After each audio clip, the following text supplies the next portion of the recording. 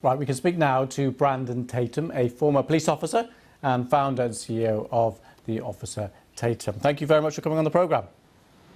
My pleasure. So we're going to talk about lots of the wider issues just in a moment, but first of all, just wanted to get your reaction to the conviction.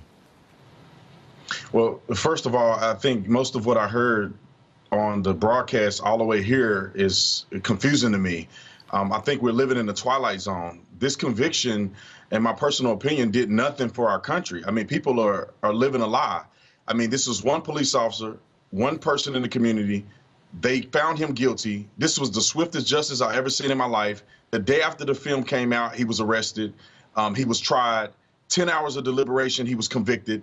I'm not really sure why people are acting like this is monumental.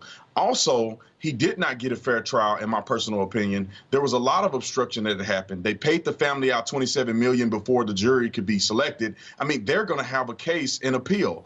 So I don't know why people are celebrating, and I don't know why this is such a big focal point, other than people are making money off of the pain of people in our country.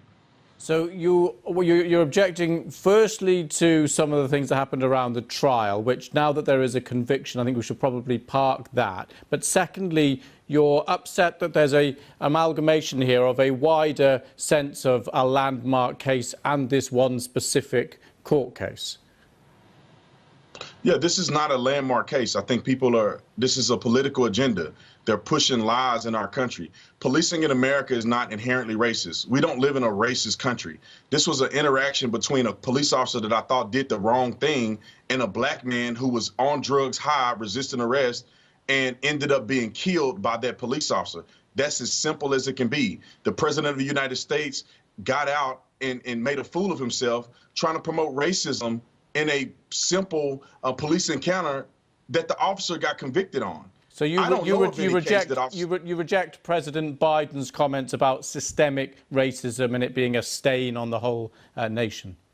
Yes, President Biden is an idiot, in my personal opinion, and he's just talking because he's a politician.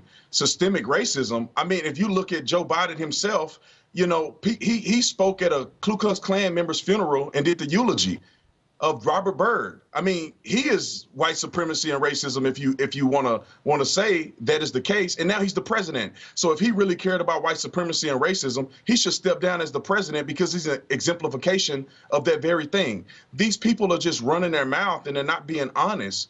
We don't have a problem with racism in our country. We have a problem with people not following the law. We also have a problem with politicians making up things so they can get reelected. And that's exactly what has been happening. That's why you never see anything change. They're lying to us. So the rate of people being killed by police the rate is higher amongst black people than amongst the rest of the population. How do you account for that if that isn't a systemic racism problem?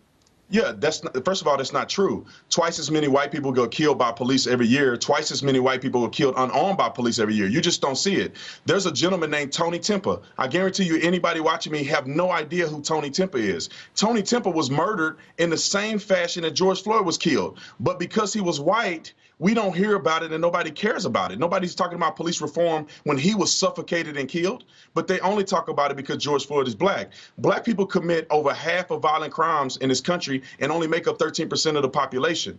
They commit over half of the murders in this country, but only make up 13% of the population. And we can agree that 13% of the population aren't the criminals. There's only a small fraction of the black community that's doing this. So that explains why police are in the black communities more, and that explains why black people are incarcerated more. They are making up lies saying that it has anything to do with racism. Do you understand that there's black police officers too that patrol in many of these majority black cities? Are they racist?